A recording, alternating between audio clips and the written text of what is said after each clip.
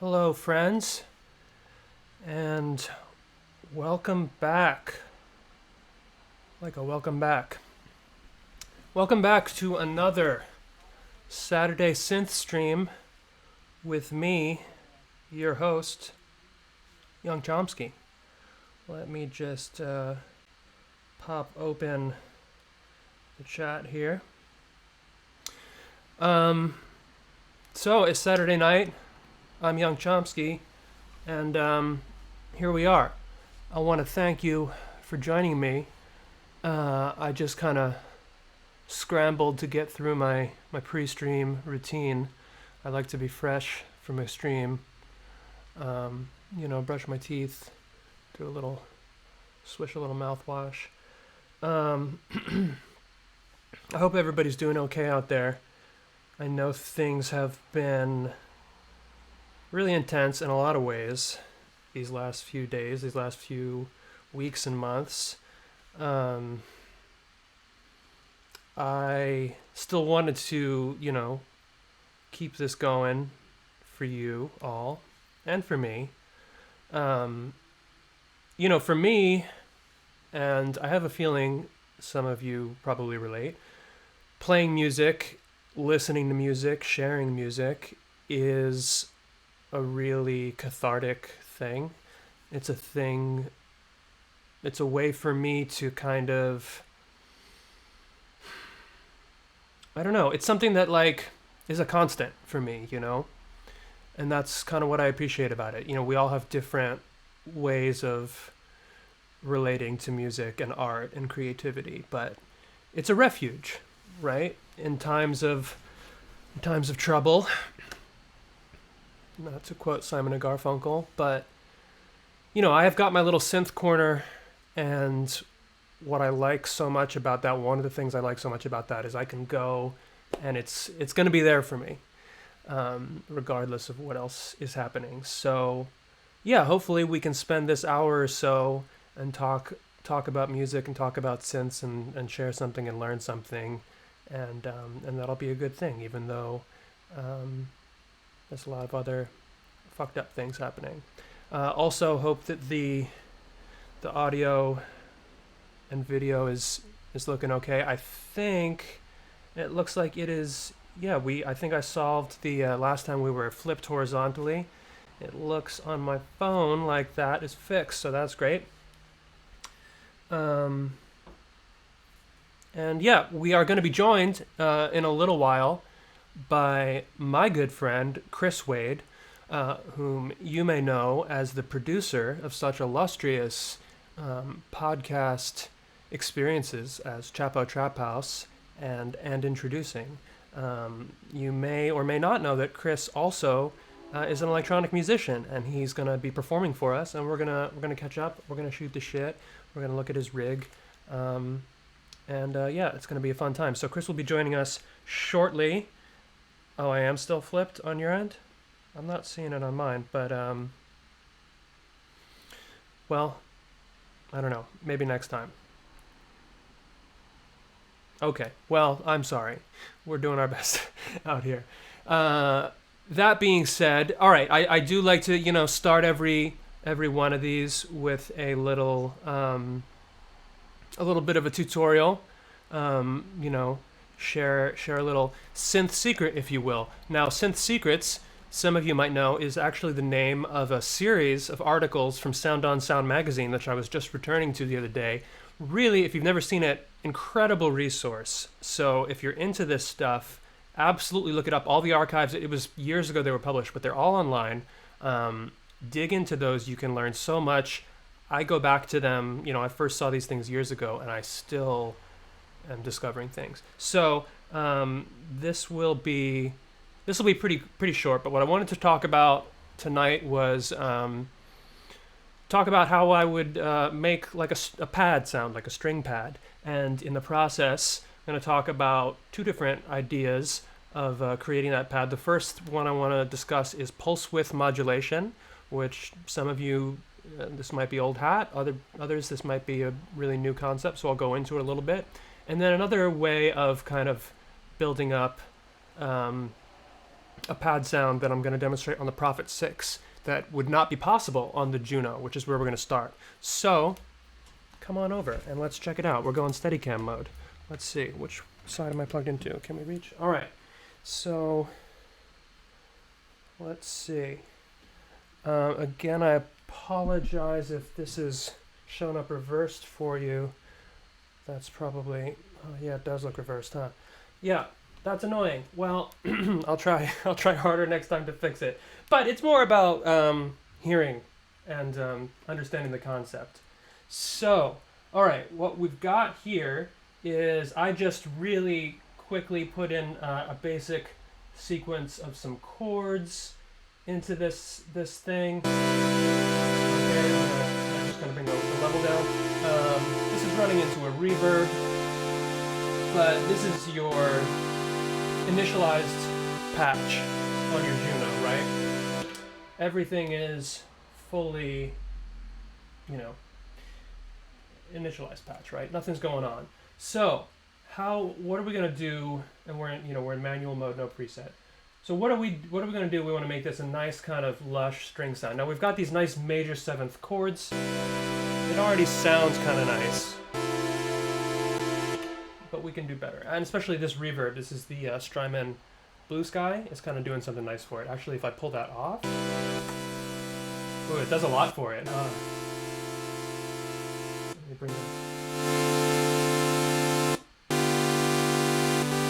So yeah, that Strymon is really.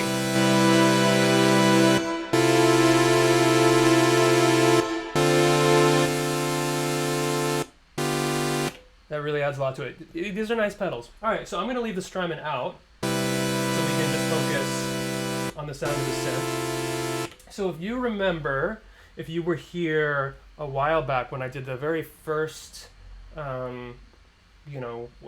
edition of this thing I've been doing here, we talked about parts of a synth. We talked about oscillators. So the DCO here on this Juno, and again, we are looking at the JU06A, which is a modern digital emulation of the Roland Juno 60 and 106. It's got both of them in here, which are 80s analog synths. So the things we talk about here, though, are applicable to a lot of different synthesizers. So DCO stands for digitally controlled oscillator. That is our oscillator section. And right now I'm listening to a sawtooth wave. All right. So the wave, the oscillator, is what gives us our kind of basic timbre. And timbre is the kind of tone or term that we use just in general in music, whether we're talking about electronic music or not, for the quality of a sound. It's not the rhythm, it's not the pitch, it's not the melody, it's the sound quality. So a sawtooth wave, if we want to get a little bit into the physics of the sound, if you recall, has every overtone in it. Now the overtones are the frequencies that occur above the fundamental frequency, meaning if we're playing the note A, that note is 440 hertz, but then the sound that we hear is going to have other frequencies above that 440 hertz. It's going to have, for instance, 880 hertz, the one octave above. That will be present there. But how strong those overtones are and which overtones are present is what's going to give us different types of sounds. So this Juno has not just a sawtooth, but also a pulse or square wave. So let's listen to the difference between the sawtooth and the square. So we get sawtooth and square. This is square, I'm sorry.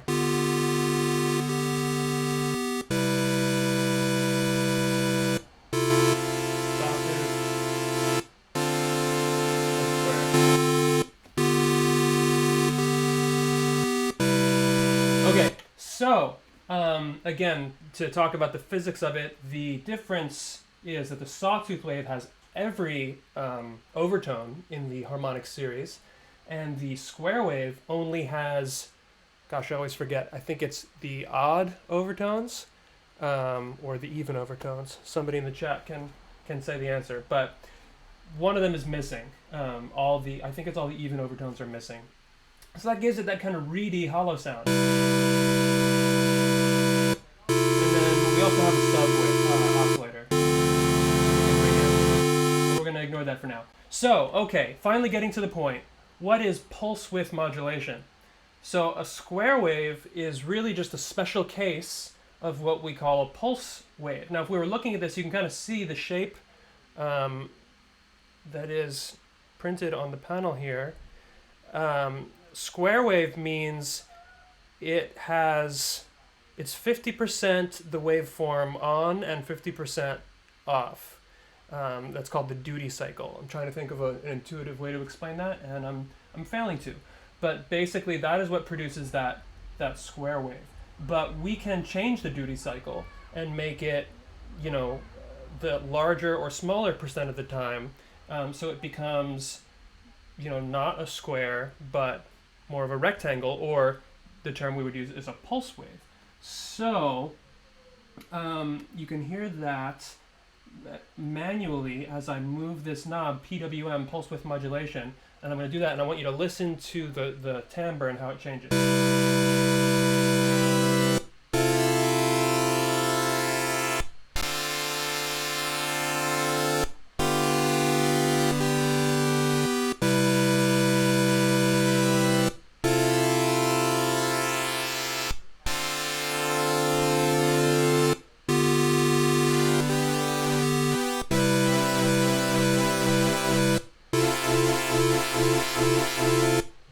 So you're hearing, hopefully it was pretty obvious there, especially at the end when I was moving it quickly, you hear the kind of harmonic content shifting pretty drastically there, right? As I am moving the width of that pulse wave. So that is, this Juno has 3 different settings for pulse width modulation. I had it set to manual mode. So when it's in manual mode, that means wherever I set this slider, that is going to be the width, and it's going to stay there. So if I have it all the way to the bottom, we're going to be at square, I believe. Yeah. And if I have it all the way to the top, it's going to be really thin. And it's going to be, you know, this synth limits you. It's maybe like a 15% duty cycle or something like that. If it went all the way up, it would actually become silent. You wouldn't, which I think the Prophet is capable of doing. Which is not very useful, but that, you know, that's the full range. Okay, so then what if we wanted to call back to last time when we talked about modulation via an LFO, a low frequency oscillator, which is effectively what I was doing there at the end when I was playing it,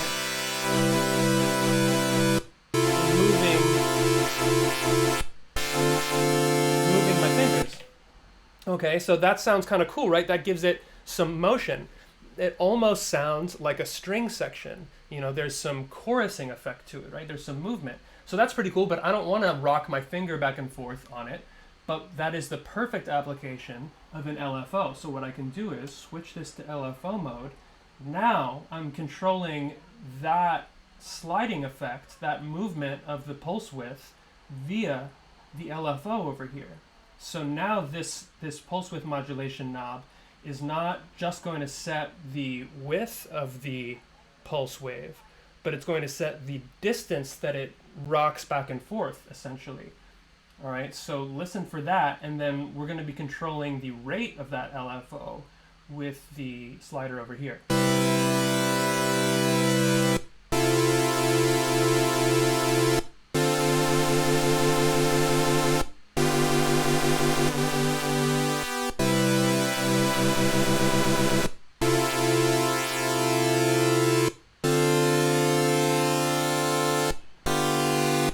So we could make it really fast and really wide, or kind of subtle and slow, or anywhere in between.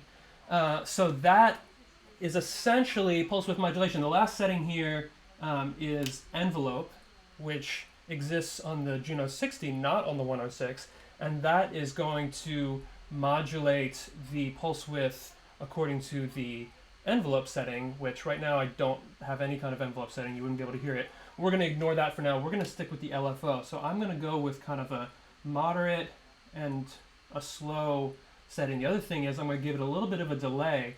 The delay time on the LFO section is how long does the note sound before the LFO starts kicking in.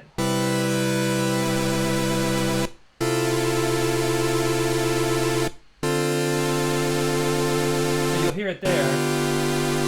starts out straight for a while, then it starts to do that kind of vibrato sound because I got the delay on it. So I'll give it a tiny bit of delay, slow LFO.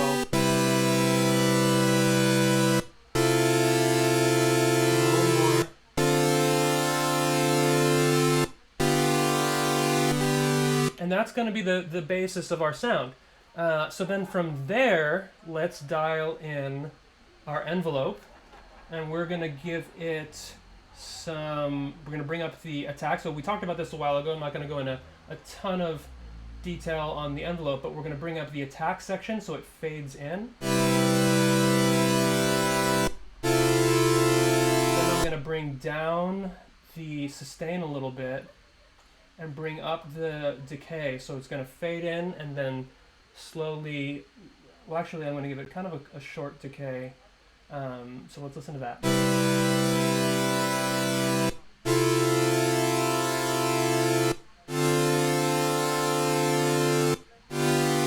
And then the last ingredient is to give it some release so that it doesn't just cut off at the end, but it has almost like a reverb.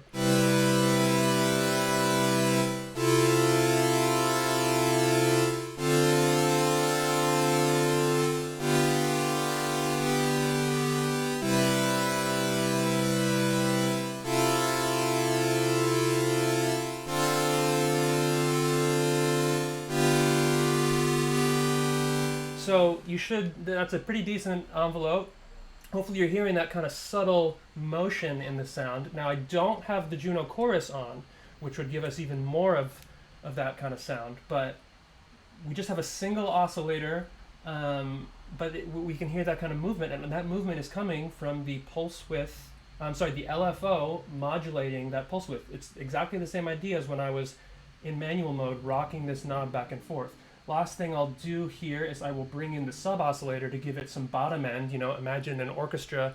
This is, we're bringing in the basses and the cellos.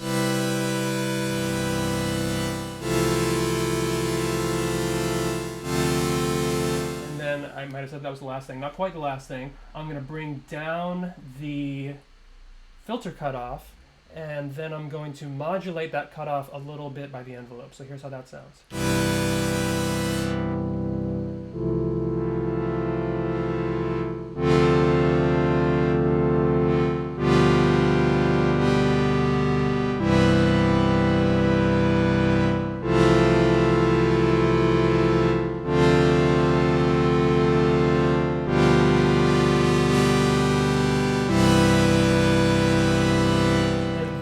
Let's see what it sounds like if I bring back in my reverb pedal.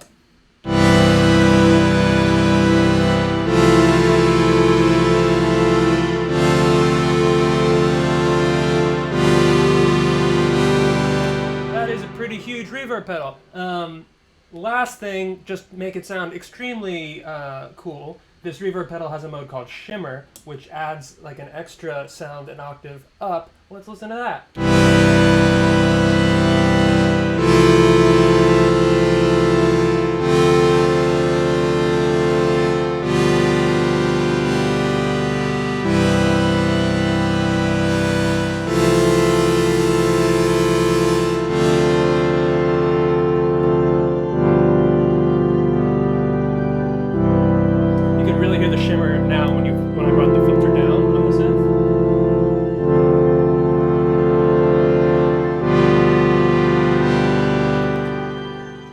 That is a pretty fat string pad, and I did all of that again without using the Juno chorus, which is a really kind of distinctive part of the Juno.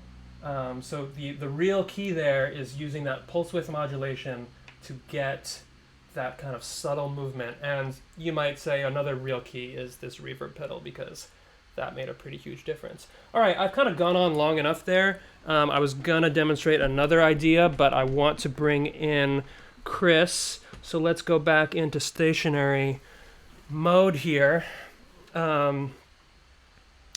Any quick questions about what I just talked about? Actually, I just put the chat away because I'm going to invite Chris, but I will look in a moment. All right, so Chris will be joining in a second. Am I using the Digitac to sequence the Juno? Yes, that is an annoying thing about that Juno boutique is you cannot set it to. Oh, I'm gonna have to have my headphones on when I talk to Chris. You can't set it to ignore incoming MIDI clock. Oh, there's Chris. Let me bring him in.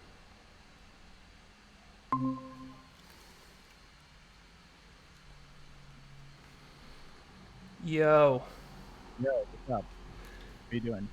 That is a nicer looking ambience than when I saw you last. Well, I love to curate a good vibe. Yeah, How you doing? pretty good. I'm gonna hold that thought for the person who asked about the Juno, and I will come back to it. Chris, thank you for joining us. Great to see you. How are you doing It's good to tonight? see you. I'm doing well, despite kind of spending all day staring at synthesizers and then back and forth between that and my, Twitter, seeing the major cities in the nation slowly crumbling around us. Yeah, well, when you said the synthesizers part, I was like, well, are you despite or because of? Because that sounds like a great day. But yeah, I've Yeah. been doing the same, alternately, just staring at my phone and getting excited when I see a cop car on fire, and then getting like extremely pissed off when I see the types of replies to it and Yeah. other things. So it's been weird. But yeah. So like, what's your routine been like? In general, these past couple months or Well, whatever. uh, I guess things for me have been pretty normal just because, like, we can continue producing the pod Mm-hmm. um, without many interruptions. We fairly seamlessly transitioned into remote recording. Mm-hmm. So it's been good, and honestly, I've been appreciating all the members of Chapo putting in all this extra content because it's just been keeping me busy. If anything, I've been like working more now during the quarantine, which is it's good. I wake up, I try to exercise a little bit, and then produce content for Chapo and introducing, and keeping my mind on things. Yeah. So for our fans or viewers right now who may not know, you are in Brooklyn. I am in Brooklyn. I'm about 2 blocks away from where the big action was last night, and I actually live. If anybody watches Brooklyn Nine-Nine, I live on the block of the precinct that they use as the Brooklyn Nine-Nine building Oh wow. in that show, which is the closest precinct to Barclays Center, which is where the action was last night, and they were locking that shit down as I walked out to pick up some claws for the weekend last night. Um, And Brooklyn just Nine very, Nine actually was inspired by your memoirs of your time on the yes, police force. of my time serving on both sides of the law Yeah. as a young rapscallion inside Brooklyn. I've actually never watched that show because I don't watch Yeah, well, if you like propaganda. the ideas of cops being fun, lovable goofballs, then that's the show for you. Andy Samberg is on that show, right? Yeah. I mean, I like his face, but I'm not. Uh, I'll say this: I like his music. Really? Is that? Oh yeah, The Lonely Island. They're Oh, okay. among the best musical comedy of our generation, Yeah. and Uh, some legitimate bangers. yeah. I'll agree with that. And he's married to Joanna Newsom. Yes, who also has some legitimate bangers, but in a different mood. True. True. Cool. Yeah. So this is a producer's chat as well as a synth chat. I like Um, to think of us as the Goofus and Gallant of leftist podcasting. yeah, I appreciate that, and I think we can leave it up to the audience to assign who is who in that. Whom is who? Yeah. Yeah. Um, and I told you this before, but I do. I think that's a lovely beard that you got Oh, going. thank you. Yeah, I was saying when we were doing our sound check that when quarantine started, because I didn't really know what was going on, I was like, well, I guess I'm just gonna not shave at all until I can drink in a bar again. So we'll see how long that pledge to myself goes in either direction. But yeah, it's getting quite lush. Yeah. It's looking very alpha. Um, Yeah, thank you. so, so you mentioned, transitioning to remote recording. You said that was pretty smooth. Yeah, were there any? I mean, for me, it was interesting because weirdly, yeah, it was also not very difficult. I Yeah, I mean, had, I had to like scramble around to get mics for some people and mhm, like get everybody trained up on, doing the sync claps on Zoom and yeah, stuff. But other than that, it's been pretty okay. I mean, podcasting, I guess, is kind of pandemic proof industry. yeah. So far, I Yeah. mean, hopefully it stays that way. I mean, who knows how long this is gonna last, but yeah, I mean, it's weird because I had this. Well, I mean, the one thing that I do feel, and I I appreciate, we've gotten some feedback, and I think, in listening to you guys, I feel the same. We've managed to keep the vibe going, but I think there is something that I at least miss about having been in the same room. When you're Hmm. recording. Oh yeah, absolutely. I mean, it changes everything, and it's been really difficult. I'm sure for you guys as well. I mean, I've been listening up to the show, doing some really challenging stuff to wrestle with the demise of the Bernie campaign. Mm, I mean, the new stuff that's been going, the riots that have been going on this week, yeah, without actually having in person interaction with each other and like being able to gauge each other's mood and response and even who wants to talk when. It's hard for something that is based on interpersonal chemistry. Um, but I would like to applaud my co-hosts for their honestly like just willingness to bear through it all. yeah, for sure. Yeah, and Um, for the most part, keeping a good attitude about it. yeah, I mean, we've all, you know, those, privileged, if you want to use that word, segment of us that have been able to shift to remote work in whatever industries. I've obviously had to make these kinds of adjustments, and it's definitely been a learning experience. Yeah. Um, cool. Well, let's talk about some music stuff. So, Oh yeah. I'm interested because I haven't heard, much of your like musical output. Walk me through, your kind of musical history as far as performer recording. Like, how did you? Yeah, well, let's start there. I mean, I've been playing music since I was a kid. I did like piano recording or piano practice when I was, very young.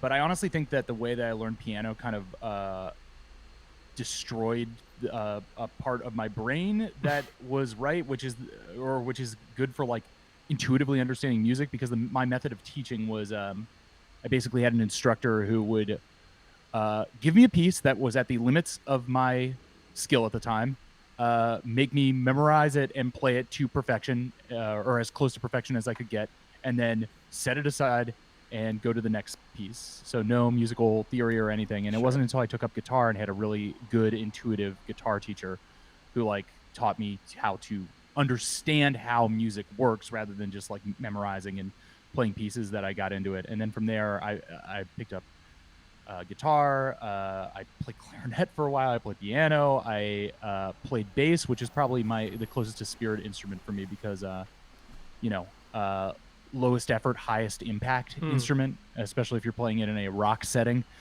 Um, and eventually got into synths because I liked the tech and the gear, and also because I fucking love big goofy synth sounds and electronic music, especially electronic music in a rock context. So I started picking up some synthesizers, and I'm still very, in terms of how complex synthesis can be and how Mm-hmm. good you can be at it. I am basically an amateur, and you'll see from my rig, it's a fairly amateur rig, but I appreciate it, and I appreciate learning as much as I can in my free time about it. And um space has been a constraint for me in New York, so we're Yeah. moving at the end of July, and I'm hoping to use that as an excuse to kind of upgrade my setup and get a few new pieces and wire things together better, and hopefully wire them into a personal computer Hmm. rather than the laptop that I've been running this entire operation out of Yeah. forever, so I can actually like have dedicated things that I can just turn on and start making music instead of having to reset up everything every time I do stuff. For sure. Yeah, in a minute, I want to ask you if you can walk us through your rig. But yeah, a lot of Sure. the things you're saying really resonate with me, no pun intended.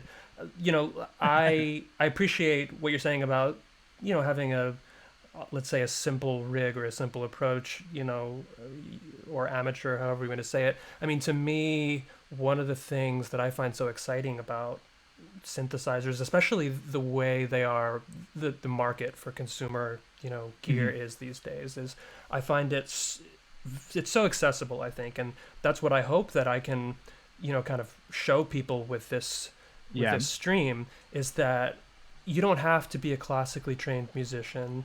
You don't have to have the kind of time or ability or dedication to spend hours a day, sharpening your chops and woodshedding, so to speak, because you can approach it. Well, there's a lot of ways you can approach it, right? There are people who are very technical in terms of keyboard playing or in terms of whatever. There's different ways to interface with electronic music. You can play it. There are people who use a guitar and to control a synthesizer, or even a wind instrument. I love, if you've ever seen somebody who can shred an iwi, which is an electronic wind instrument. It looks like the guy from the Mos Eisley Cantina. But, anybody who's watched me perform knows that I sequence stuff because I'm not a talented keyboard player. I'm always saying that. And I take a more kind of intellectual approach to it. I'm like kind of a tech kind of guy, but I think that's obviously, I think I'm valid. I think that's a very valid way to approach it. But that's one of the things I like about it. So I think it's, gear can be expensive, but there's also cheap gear. It's easy to get into, and it's also really deep. So, yeah. Well, if anybody wants, if anybody on this watching the stream is thinking about getting into synthesizers, I think that my rig will be a good rundown of some good first synths to buy. Cool. Well, why don't you show us people. What you're working with? All right, great. Give me a second to reposition this camera. Yeah. And while you're doing that, before I forget the thought, it was interesting when you talked about learning piano as a kid, and that you felt that was kind of restrictive because I started as a guitar player, but then went to music school to study composition, but I was always trying to find different musicians to play with, and struggled with that with collaboration, because I would meet these classical musicians who were very technically talented but could not do anything except play from a page. And I think that's a pretty common thing among people who learn that way. Yeah, I mean, when I played, I always played in bands with other I guess kids who wanted to be punk rockers or something like that. And we were never very good, but it was fun to play with other people who are basically amateurs and like figure out everything together, even if I know like a little music theory, like enough to know how chords relate to each other, or structure chords on piano or whatever. By the way, is that sound coming through? Yeah, that sounds good to me. It looks like you know how chords relate to one another. Yeah. Hey. So should I run through what I got here? Yeah, let's have you explain it. So I've got, let's see. Let me use the Twitch screen as a monitor. I mean, I've got some old stuff too. Like, I'm just sitting on top of a giant like stack of old gear. I've got my old Dr. Sample here, and like nice. My reverb and stuff. I didn't have enough time or gear to like put my whole pedal rack through, like all these synths through my whole pedal rack. But okay. Starting out with, I've got these 4 Korg Volcas, which, if you are thinking about getting a first synth, I would highly recommend literally any of the Volcas. They're amazing little boxes that have that specialize in either specific things or broad things, and they all easily communicate with each other, and it's great. So I've got this Korg sample, the Volca sample, which is acting as my drum machine. And you know, like this is great because like all of these, like you can, you know, each sample is basically an individually editable with all these parameters. If you can hear that, like Yeah. decreasing the length of that. It's just a great intro drum machine. It's incredibly powerful for what it is. I've got my Korg Volca bass here. Which you'll hear a little bit more later. I got this. This was my first Volca that I got basically because I wanted to. I wanted like the cheapest version of a TV303 that I could get because I was listening to a lot of house stuff, and also basically because I wanted to. Let's see if I can pull this up really quickly. I wanted to imitate the whatever I could do to imitate the bass line from LCD Sound System's "Yeah." I was gonna say I was getting LCD vibes immediately from what you were playing. If anybody knows that one, it's my best attempt at doing that. Okay, let me get my presets back before I forget. Is this the one that I'm doing? Okay, great. Yeah. So I love that thing. It's a little like bass sampler that. Let me see if let me get to the right tempo again. And the Korg, the Volca bass has 3 oscillators, right? Yeah. And they It's can got your 3 actually be oscillators here. used independently. Yeah, you can edit them independently. You can, you know, switch the parameters. You can switch what kind of wave they're using here. You know, they're all kind of linked to each other, so there's not like too much dynamic play that you can do on these, but for what it is, for like a $150 Synth, it's a fairly powerful. Yeah.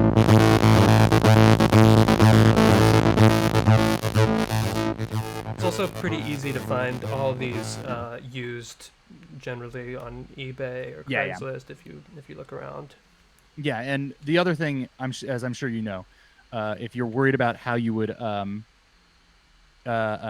learn any of these things, one thing synthesizer enthusiasts love doing, like video editors and podcast editors, is producing tutorials on YouTube about that, about how to play any of these things. So it's pretty easy to pick these things up. And then I've got the Volca Keys here, which was a gift to me from a lovely anonymous Chapo fan. This is actually my newest one, so I haven't really figured it out fully yet. But you know, it's an FM. You know, it's basically a fully operational FM synthesizer.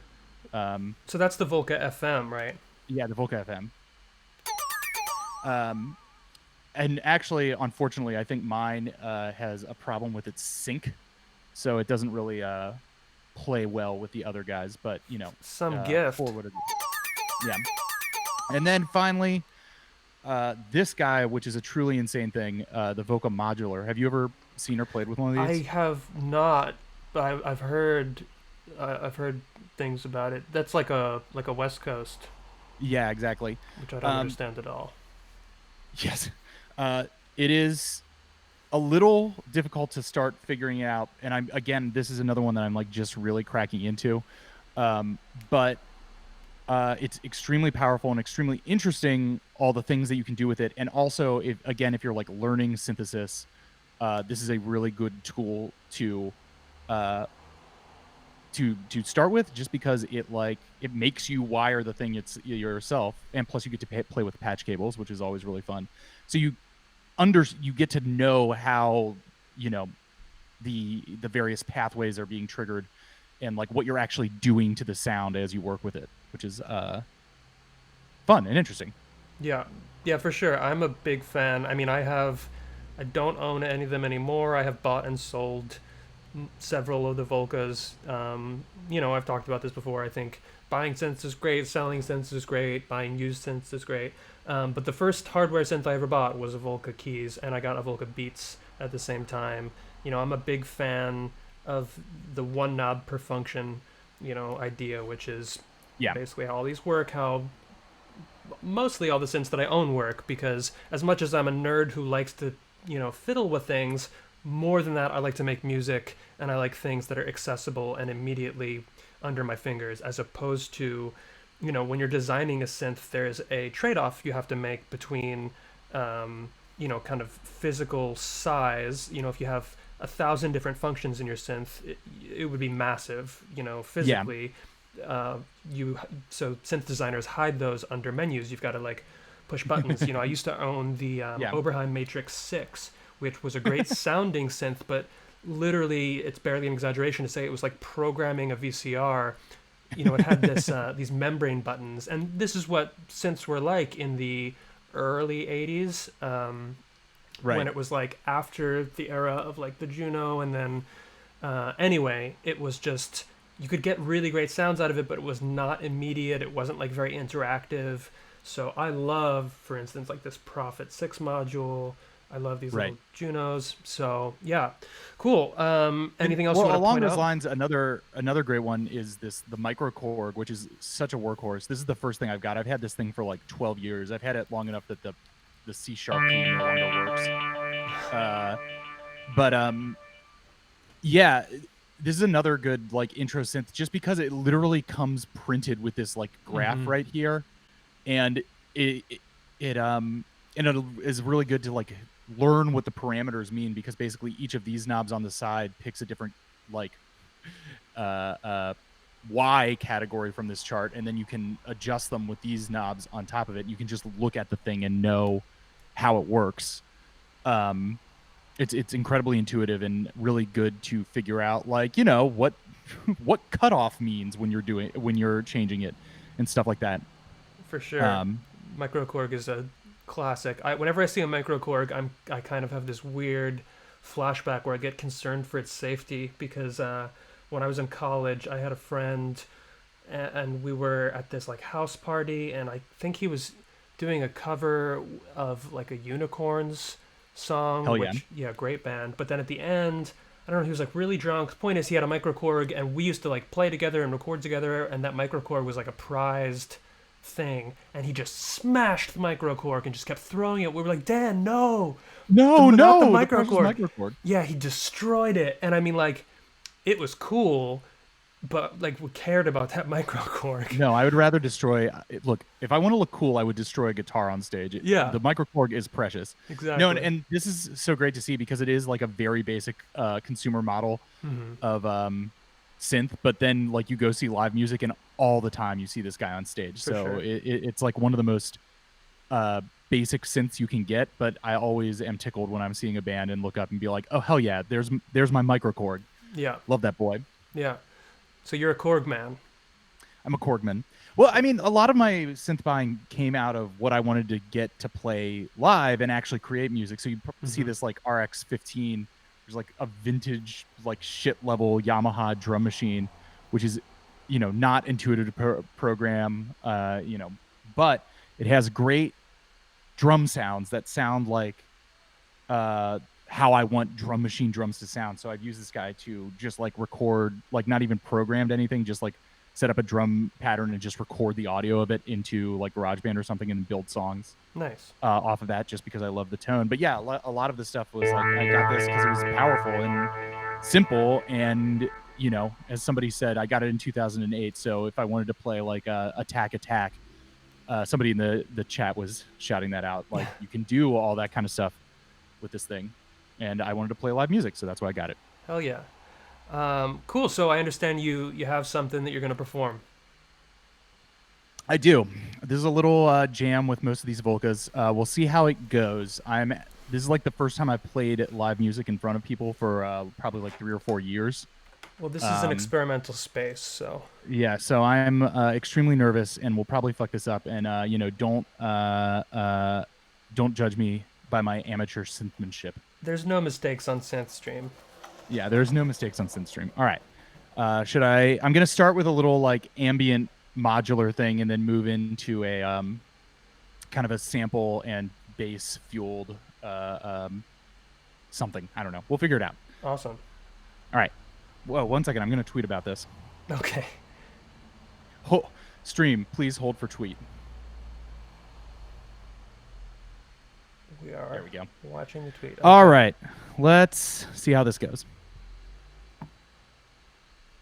Please feel free to pop in and let me know if the sound is not good or anything. Yeah, sounds good on my end. Looks like everything's nicely in focus. Okay, great. Let's start.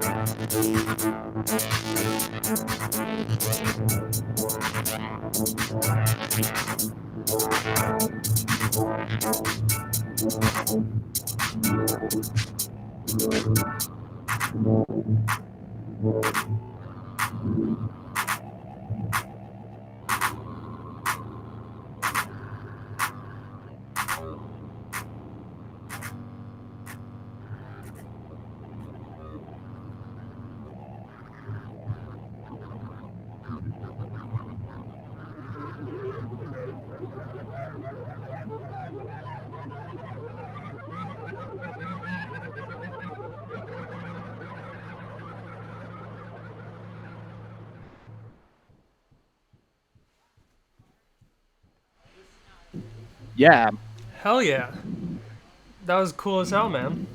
Thank you. Thank you so Feels- much for playing.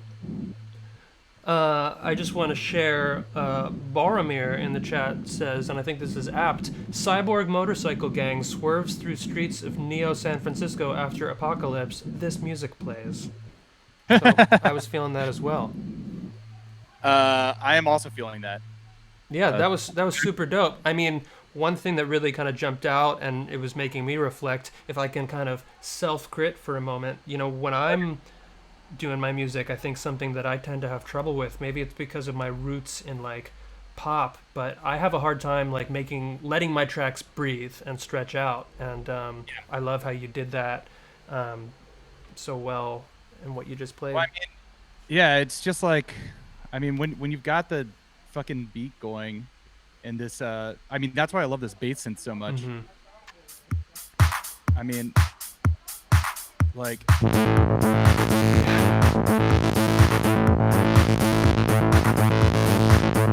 could listen to that like for hours.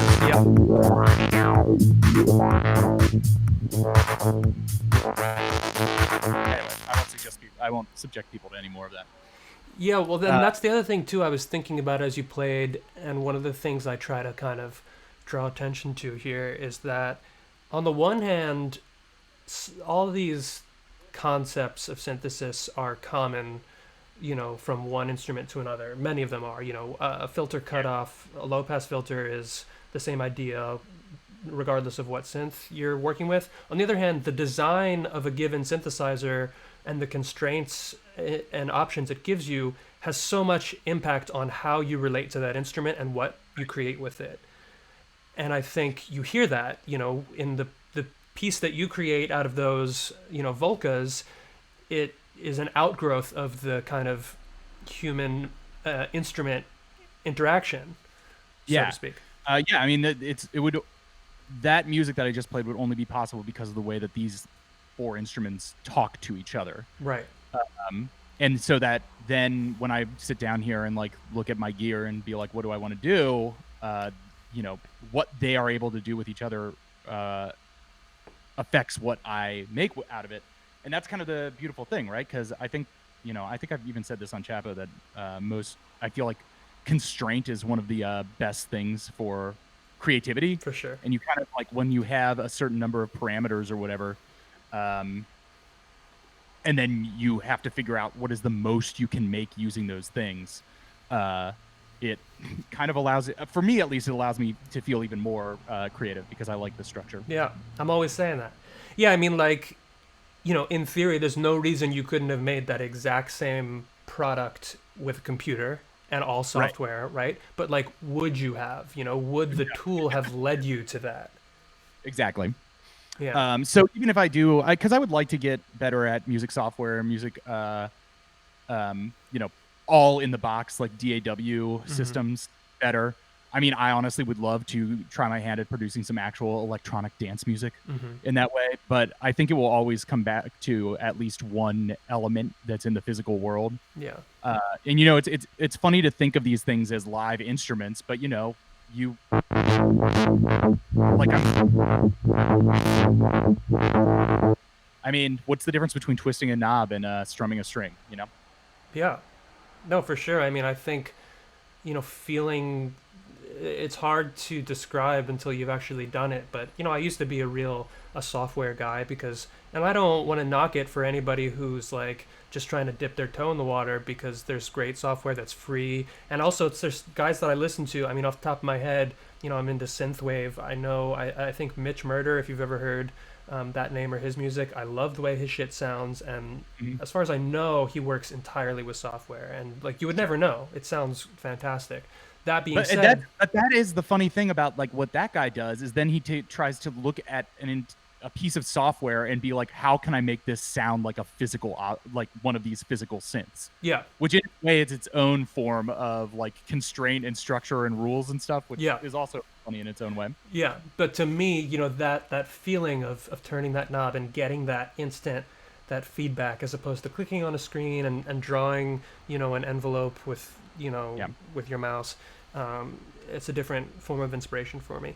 All right, well, let's go to the chat. So who has got some questions for Chris before we let him get back to his life on the East Coast where it's getting kind of late? Oh, it's fine. Molly is in our second room in this apartment, which is the bathroom, on a virtual bachelorette party. She's having the bachelorette party in the bathroom? You banished her there? No, she chose to go there. She didn't want to hear these synths. That's where we each of us goes when the other one has an engagement now in the main room, since we live in a studio apartment. Yeah. Just a little slice of life from quarantine, right? Yeah. But the computer's a little far away from me on my setup, so you'll have to read. I'm taking a look. Yeah. So, okay. Well, yeah. One thing I wanted to ask you was, you said you had this background in, you played a bunch of other instruments. You played bass and piano and guitar first, and I was the same way.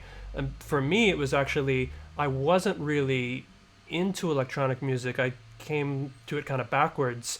like my way of getting into it was into synthesizers was it was like out of practicality. I wanted to just be able to make this kind of layered music by myself Right. because I had been playing in bands for so long and I was so burnt out on it. But like, what were you listening to? What bands or what records like really made you catch the bug? I mean, the greatest American rock band, Devo. Okay. Um, that they were the ones who kind of. But I mean, I'm saying that partially facetiously. I do love Devo, and they are one of my favorite bands. But I was also really into like Parliament Funkadelic when I was a kid, Mm-hmm. and I think that there's like a lot of interesting noise that they got out of electronic music or electronic instrumentation, and it kind of just gave me a predilection to like synthesizers. And so I got into a lot of new wave stuff and was trying to figure out how they made these sounds. And then, of course, I don't know if it's lame these days to stand them so hard, but LCD was a big influence on me. Oh yeah. And they really made synthesizers cool. And Yeah. I wanted to make everything from gut feeling to someone great, basically, Yeah. and it seemed like these were the tools needed for the job. Someone Great is such a good track. When I saw, I was a latecomer to LCD, but when I saw Shut Up and Play the Hits, I was just so blown away in like every way. It's pretty amazing. They're really amazing live. I think I've seen them like 6 times or something like that. Mm. I did not get into the Madison Square Garden concert, Yeah. but I did get to one of their Terminal 5 shows that Nice. they did instead of that. But I've seen them at the beginning and at the end and at the beginning again, and they rock. Highly recommend seeing them if you get the chance. If we ever get to see live music again, Yeah. which is looking like a crapshoot right now. Yeah, I only saw them once. It was at Outside Lands a few years ago, which, Oh yeah, if any folks don't know, that's a big festival in San Francisco. And I am not a festival guy. I don't like that kind of vibe. But I went really just to see LCD, and I regretted every moment of it until they started playing. And then I was so happy I was there. Before they started playing, I was like, I hate this. People are stepping on me. I don't like any of the people here. I can't drink a beer because then I'm going to have to go to the bathroom and there's like an hour-long line. But then they started playing and it was amazing and people were just like giving me joints and giving me beers. And I was like, everyone here is cool. This is great. yeah. I mean, that might be a dirty secret of my own, is that I am a festival fan. Love going to festivals and love being hot and tired and slightly drunk for like 14 hours straight, and then seeing like 10 incredible bands in a day. Festivals Yeah. are great. Well, fingers crossed that one day that will be They come back, possible yeah. again.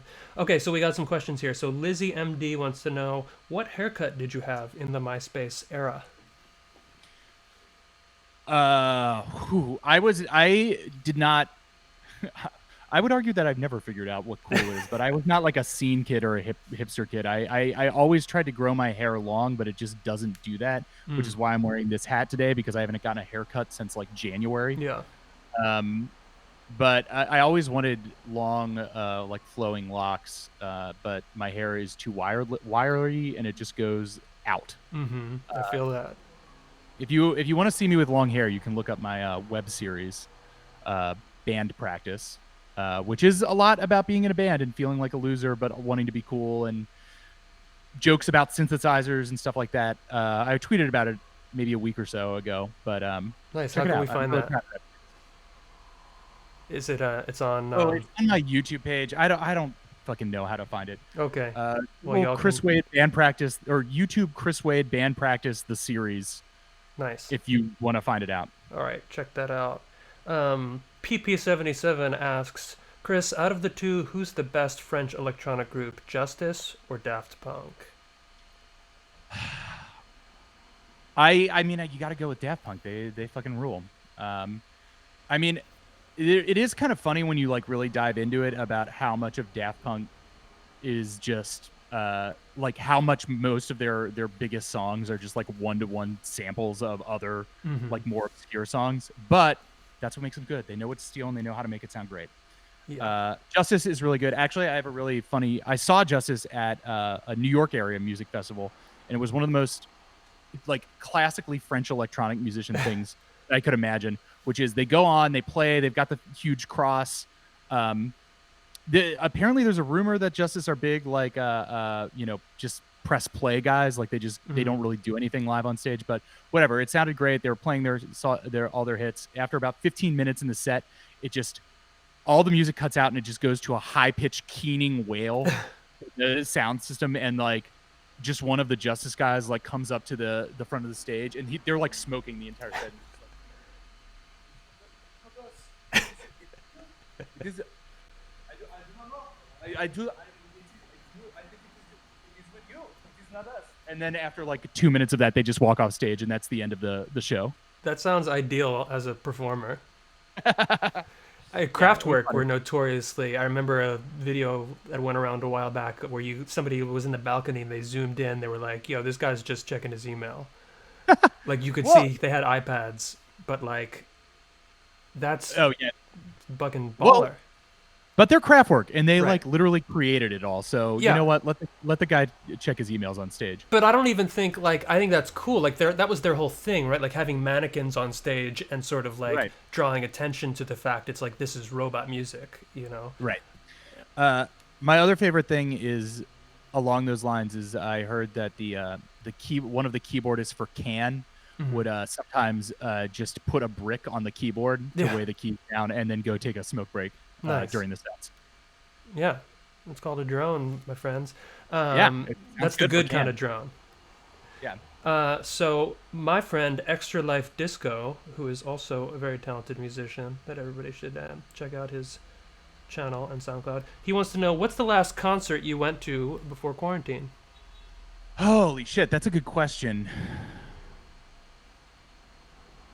Fuck, I really don't remember. Probably something last year because I spent most of this year doing oh no, you know what? I can tell you what it is. It was fucking New Order. Oh, sick. In January, I went down to Miami. They played a small residency in Miami. It was my birthday, so in between Christmas and when we really started up touring for Bernie, Molly and I went down to Miami and saw them play, and it rocked. New Order are great, and I don't know how many more times you'll get to see those guys play. Yeah, I love New Order. I think the first, I don't know if it was like I'm sure I'd heard New Order before, but when I heard, Your Silent Face to me is just, like Blue Monday is a classic, but to me that is the track that every single time, that used to be like the track I would use to calibrate speakers.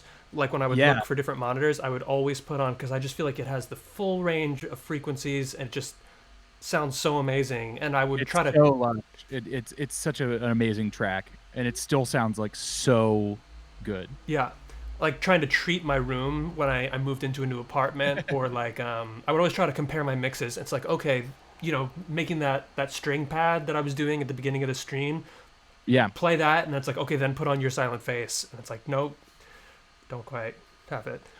I just had to look it up because they name all their shit really weirdly, but they actually have a live album from 2017 called NOMC15. Okay. NOMC15. I have no idea. That must be like weird New Order code.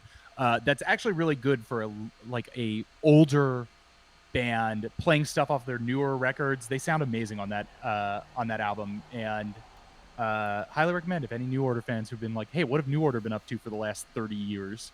NOMC15, a great listen, start to finish. Nice. Thank you for the rec.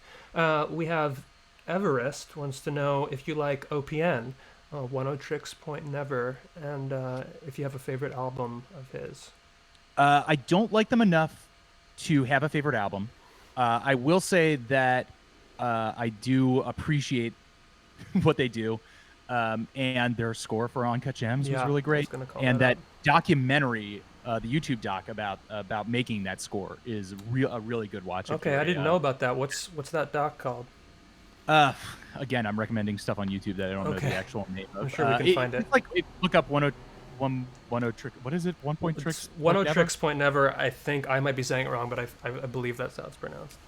Just look that up in Uncut Gems doc. I think Vice maybe made it. I don't remember who made it, but nice. It's really cool. Maybe Moog made it. Nice. I would also recommend Daniel Lopatin, I believe is how you pronounce his name. He's the guy in OPN, and he also had a group. I think it was called Ford and Lopatin, and they had. I think it was kind of a short-lived thing, but they had some really great, kind of like weird art pop electronic stuff that I would recommend. Cool. Any last questions from the chat? Yeah. Any other questions while I'm here? Um, Rare unfiltered access. yeah. Anything, Chris, that you want to shout out or plug, or we've had a few things that we can all check out. I mean, You've turned us everybody on to. knows Chapo. They don't need any of my plugging. Yeah. My music podcast I do with my fiance, Molly, called And Introducing. Each episode, we basically do the story of a band or artist, usually taken from one of their memoirs, and we just basically use how they write about themselves or a book about them to, kind of examine their whole career and talk about them. It's great. We have a lot of fun doing it. We do it purely for fun. No ads, no Patreon, just something that we like to put out and hope people are into. You should come on sometime. Yeah, that would be dope. I mean, Who would you like to talk about? who, what musician would I like to talk about? Yeah. I don't know, man. I would have to, I'd have to rack my brain. But Well, if sounds you like it think would of be a one, good time. Yeah. the invitation is open. Sweet. I do like music and podcasts, so two great tastes. Yeah, for sure.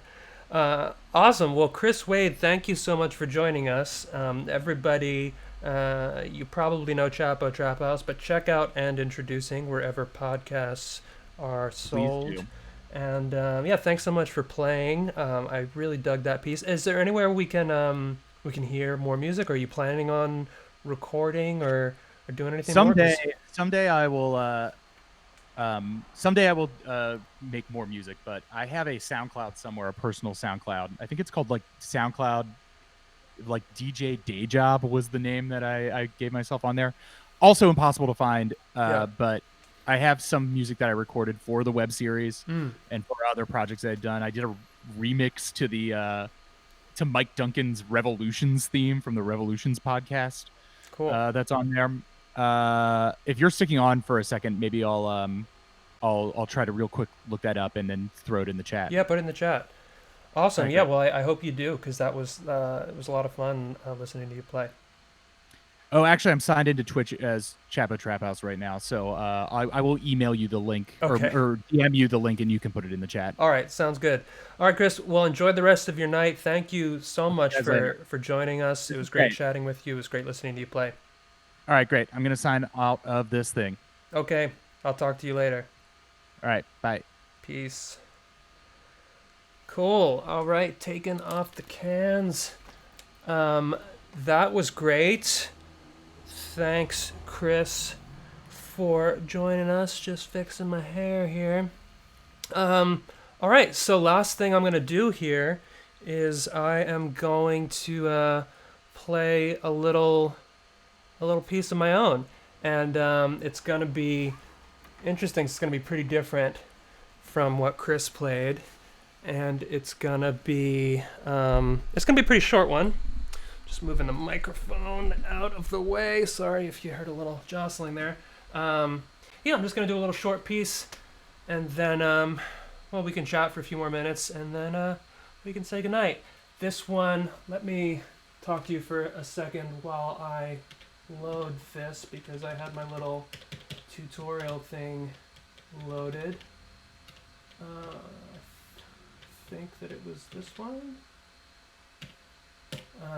So I didn't forget what I was saying at the very beginning. Oh, that is not it. Hold on. Somebody had asked this one. I have a project called Dream, and this project is called Dreams. So Dreams is what I'm looking for. I don't know why I called it that. Naming projects is hard on my little sequencer. Okay. Somebody in the chat had asked, how do you... Oh, there you go, Chris. put his SoundCloud in the chat. Great. Somebody had asked, when you are sequencing the Juno with the Digitact, how do you keep it from triggering its own internal sequence? And the answer is you can turn off the steps. You go edit sequence on the Juno and you just deactivate all the steps. That's what I do, because I don't want, the Juno has an internal sequencer, but I don't want to hear that. I just want it to be fed notes from the Digitact. I'm always pointing at things that you can't see. Sorry about that. But I want it to get notes from the Digitact. So you just edit, and then you just deactivate all those steps. Alternately, it's a similar situation with the SH01. You can just enter rests. So it's a little bit of a hack, but it works. That's what I do.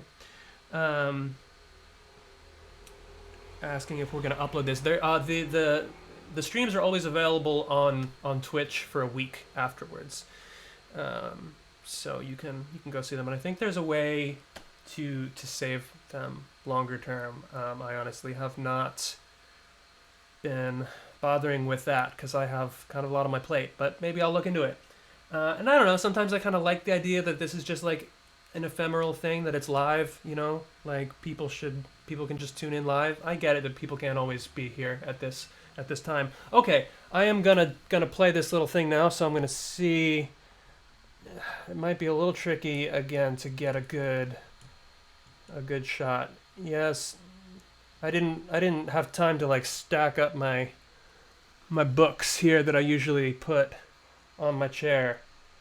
That was another thing I liked about Chris's setup. He had a really good shot. I think this might be the best we're gonna get here. But again, we're really focused on what we can hear more than what we can see, right? So I think this is gonna have to do it. Let me just see if I can bring up the right presets, etc. Cool. All right. So I'm going to play this little piece. This one's going to be pretty short. Usual disclaimers apply. I just kind of finished this immediately before we streamed, etc., etc. And yeah, here we go.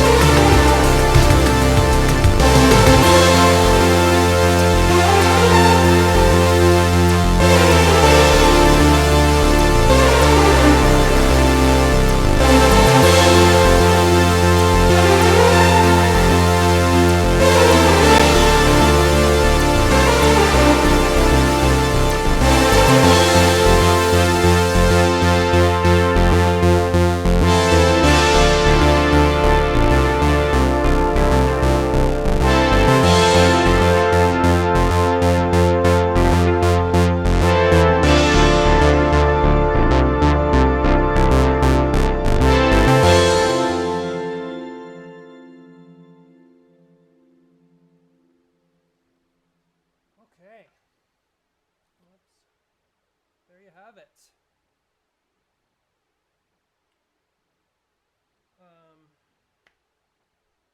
So you guess you all heard that? I said this last time. Every time this is my fear that like I started playing and no one's hearing it. So great. I'm glad you guys heard that. Yeah, that felt good actually. Better than is my mic down? Okay, you didn't just hear the things I was saying. I was just talking about how I was afraid that you didn't hear the whole thing I just played, which you did, I guess, I can see, but you couldn't hear what I was saying as I said it.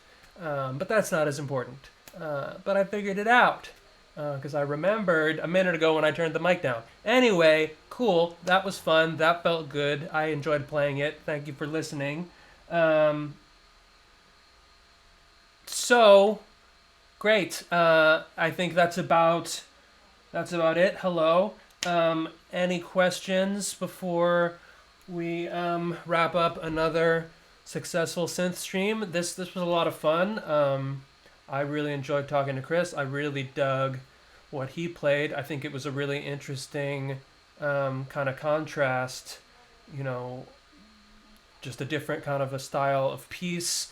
And, you know, like I said, I think part of that comes out of the tools that you use. You know, part of that is just a different approach. This is actually, what I just played is something that a little cast-off thing. I think I just had the first 4-bar loop of that from months and months ago. It's just saved on my sequencer, and I just pulled it up, and I was like, that is a cool little vibe. Just pretty much that bass line, that dun dun dun dun dun dun dun dun. I was like, that sounds dope. That's coming out of the bass station 2 mostly.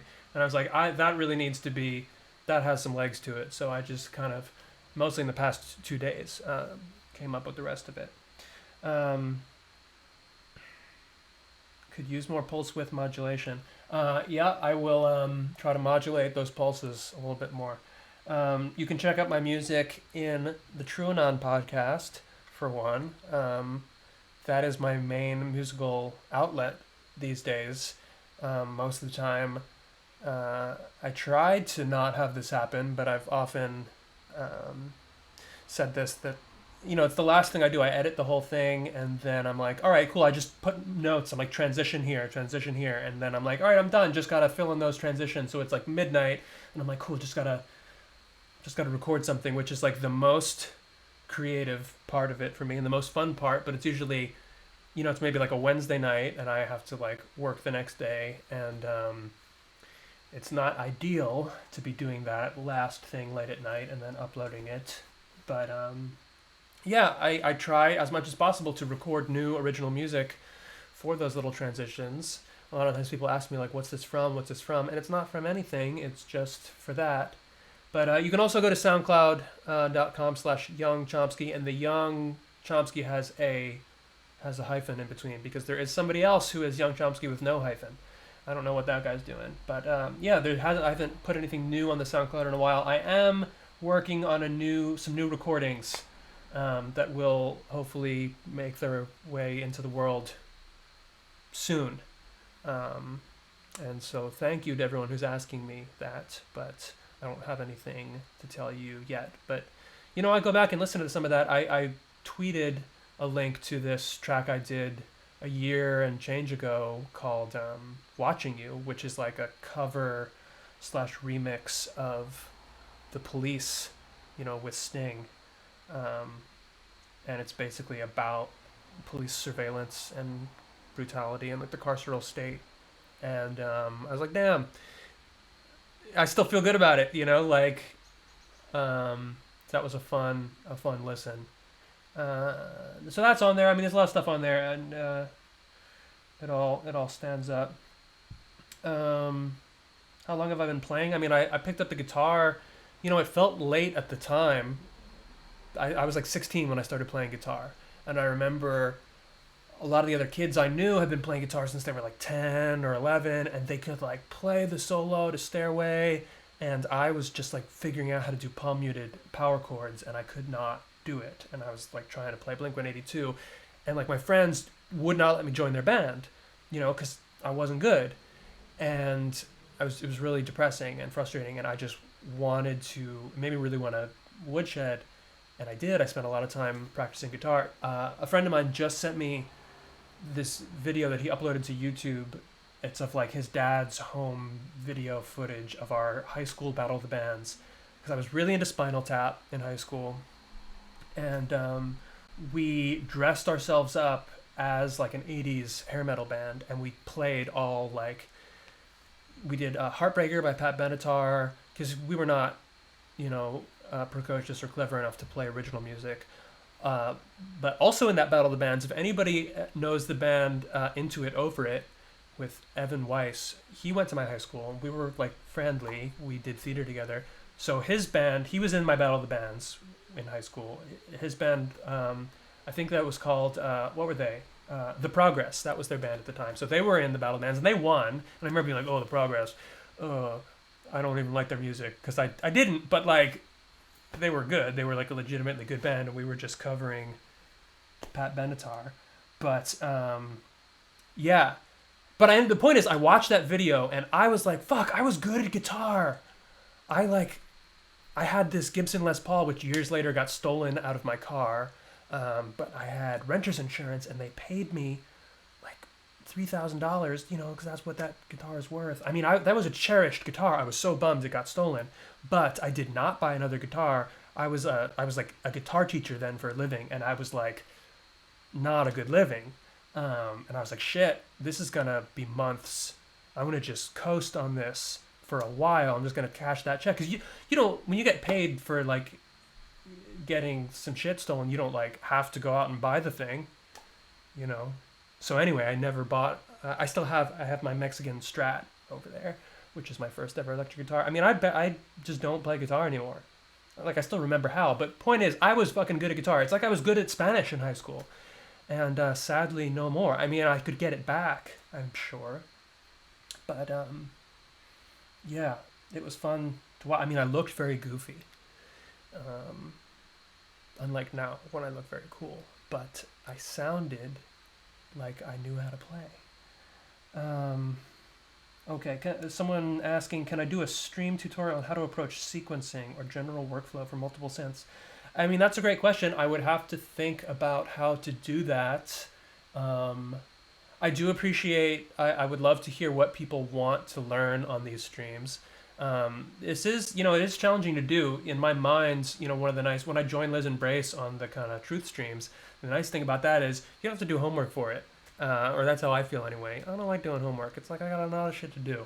I gotta do a lot of homework. I gotta think about like how am I gonna explain this stuff? I gotta like make a whole thing to perform. I mean, on the one hand, it's kind of nice. It gets me some accountability, but yeah, it's hard. It's a lot of work. So yes, that is potentially something I could do. I would also. It'd be great if I had like a better way to mount a webcam and show you all a better view of what we're talking about here. I will think about that. I did want to give a plug to I was gonna get to this when I talked about the other synthesis idea that I kind of ran out of time for, but there is a great channel I discovered, and this guy has a Patreon. It's called GeoSynths. I'm pretty sure I'm remembering that correctly. GEO Synths, and it's a guy who's like a sound designer, and he's got a really nice British accent. And he has a, really nice setup where he mounts his camera and you can see exactly what he's doing. But point is, I was watching some of his videos, and it was really informative and really great. And he has a Patreon, and so he also has free content. So check him out if you're looking for more of this kind of content. Put guitar solos in my synthwave. Yeah, I mean, that would be cool. There's people who do that really well. Does using a hardware sequencer limit how many compositional changes the song can have? I mean, in theory, yes. I guess every piece of hardware has its own limitations, right? Like the Digitact is what I'm using as a sequencer. And for sure, I mean, it has limitations. That's one of the reasons I like it, that it has limitations. Like, there's only, you're on a grid with it, right? So you can't, you can't go off the grid. It has micro timing. You can move the notes, but fundamentally, you know, you're sequencing on a grid of 16th notes, and you can change it so that they're 30-second notes, but like, yes, it limits you. So, yeah, I think that's the answer to that. I mean, that is one of the places where working in a computer is more flexible, for sure. I mean, in almost every way, a computer is more flexible, but that's, like I was kind of talking about before, one of the reasons that I shy away from the computer, because flexibility sounds good, but it's like infinite possibility, I find kind of paralyzing, you know?